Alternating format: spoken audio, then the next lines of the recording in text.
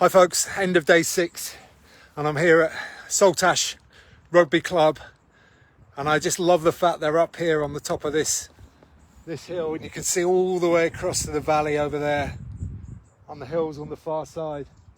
Mist is rolling in at the moment. It's a really atmospheric spot.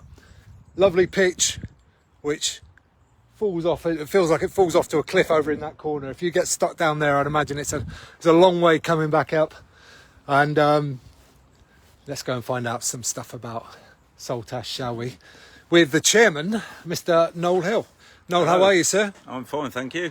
Good. Very nice to be here. Thanks very much for the invite. You, thank you. And I'm just really impressed with lots of little details about your club. First of which I saw straight away is just, I mean, it's a small thing really, but just putting the club colours in this wall here, I think it's a really nice touch, and it just pulls everything together. Yeah.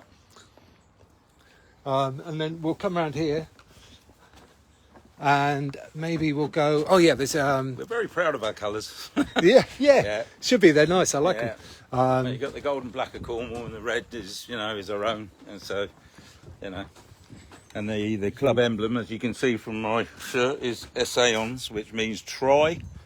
So that's quite apt, really, isn't it? Yeah, it is indeed. Yeah. Let's go and see this bench over here, because I think it's a really nice touch, and I've seen it all over the place now. Rugby clubs really.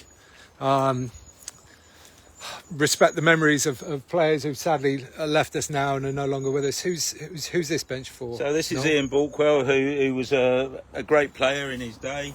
As you can see, it says the Prince of Tries, and he certainly was. He was an outstanding player. He played at a much higher level than us as well, but this is where he started. These were his roots, and unfortunately, no longer with us. Rest in peace, Ian. But yeah, a really good guy. This was put here by the club and his family, so it was a really nice touch, and a good memory of him. Yeah, and a lovely spot to watch the game from as well. Yeah, absolutely. Right, as we go in, we're going to go into the clubhouse now, and it's a really interesting story about how this clubhouse came to be. So we'll get inside and I'll show you around quickly, and then I'll get Noel to tell the story. But if we just come in here and see what a lovely atmospheric place this is. Give a wave. So Noel, tell me about this clubhouse and how it all came to be. Right, so back in the late 70s, early 80s, the Devonport field gun was based here at HMS Drake, and unfortunately the Navy and their manpower problems, they scrubbed the whole field gun concept, which was an annual display and competition at Earl's Court, which involved Devonport field gun, Portsmouth field gun, and the Fleet Air Arm. Unfortunately, because that came to an end, that was the end of the actual field gun race, although there are lots of little local ones that they do now in establishments. But of course, left behind in HMS Drake were a series of wooden huts that the guys used to live in, have their meals in, do their training in, their weights and everything. And these were all going up for grabs. So we put in a tender for 2 of them, and out of the 2 we made this one, and this is basically the start of our rugby club. So out of the demise of the field gun came Saltash Rugby Club. Yeah. So that was the start, and then we added the brick built end of it down there, which consists of the kitchen, the foyer, boiler room, and changing rooms further on down, in the late 80s. Okay. Yeah. And it's just a lovely place. It just feels really homely in here. It feels like there's a lot of history, and a cracking place. There's been a lot of good times in here. Yeah, I'm sure. Yeah. Actually, Noel, I've just spotted something else which you might be able to tell me about. Who's this guy up here? This is Hector. He's the club mascot. He doesn't go well. The club doesn't go anywhere without Hector. Basically, Hector's been on more tours than I've had hot dinners. He's protected to within an inch of his life every time he goes anywhere. Yeah, so Yeah. he's And he plays the ukulele, does Yeah, he? well, in his spare time, yeah, when he's not on tour, yeah. Happy days, okay. Yeah. Where were we going to go to next? Now, let's go over to this one. Again, more great just memorabilia on the walls everywhere, but in particular, this photo here, if we can get it in there, yeah. Tell me Yeah. about this one, Noel. This is, well, we fortunately in 2018, when we were in the Devon and Cornwall League, we managed to get through to the final of the RFU Senior Vars at Twickenham. That was a fantastic event for the club. Probably, you know, one of the proudest moments that any of us have had. We had a fantastic day. Unfortunately, we came off second best against a Yorkshire team called Wathon-Dearn. And, you know, they deserved to win. They were a good side. But it was a hell of an event for us all, and one that we shall remember. We'd like to get there again someday. Yeah, I'm sure we will. But you won the singing, I understand. Oh, we won the singing, yeah.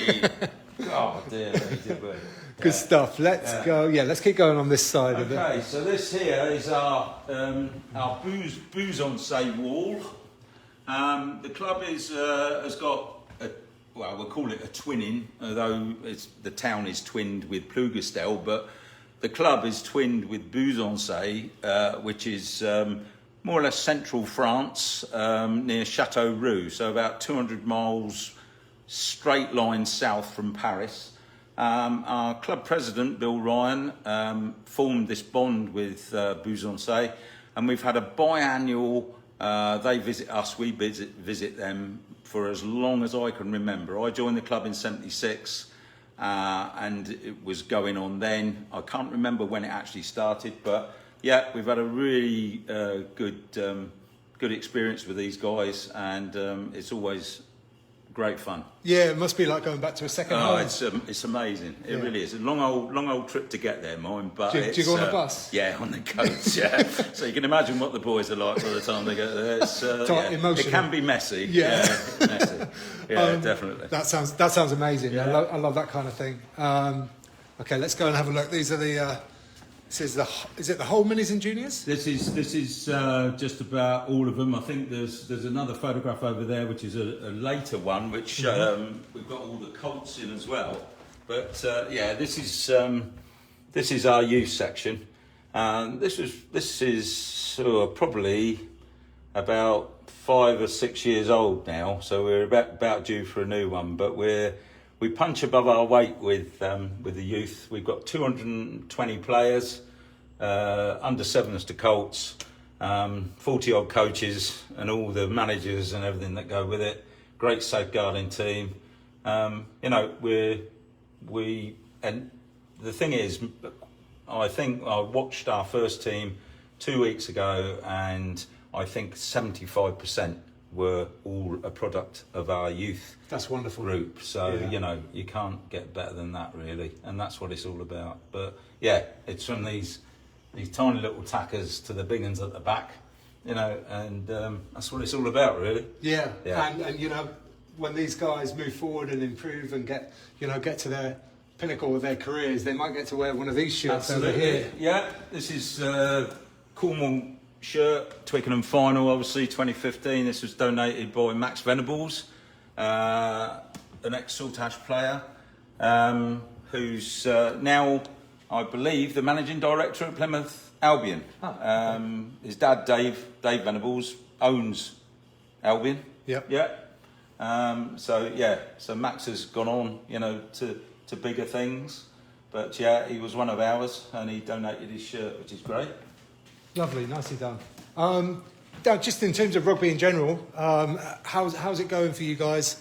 Are you struggling, or are things picking up? Well, yeah, I mean, this is a tough time for all of us, I think, at the moment, and I'm sure I'm not alone in saying that, you know, we have struggled quite a bit through COVID and everything else, but it seems to be taking its time to settle now. We're trying to, we want to get back to normal. We're desperate to get back to full 100% rugby, and we've got the rugby, but the players, there doesn't seem to be quite the commitment that there used to be. I'm sure that it's a short-term thing, and that it'll get better, or I hope it does. But I just think that people have had this experience of this pandemic, and it's knocked them for six a bit, and they've found other things to do, to occupy their time, etc. But I think that's the problem. We need our players back. We need all our players back to continue. And I know every club is struggling. So that's the problem that we're having at the moment. Well, fingers crossed for you. Yeah. It seems like with a million junior section that size, if any problems are probably only going to be temporary. So we hope so. I've got my fingers crossed for you. Thank you. Okay, Noel, thank you very much. You're welcome. I'll see you in a second. So that is Saltash RFC, and it's a lovely place. Look at this. Wouldn't you enjoy a post-match beer in here? I know I do. Day off for me tomorrow now. Day 7's a rest day every Saturday. So I'm looking forward to that. It's been a long old week, about 120 miles I think it's been in 6 days. And I've got to say the last couple of days have actually probably been the easiest. The legs have got better, they've got stronger. I feel like I've just sort of grown into this challenge a little bit, and I'm good to go. And hopefully week 2 will be a little bit flatter, fingers crossed. The hills here have been a bit of a killer, as much as I've enjoyed it.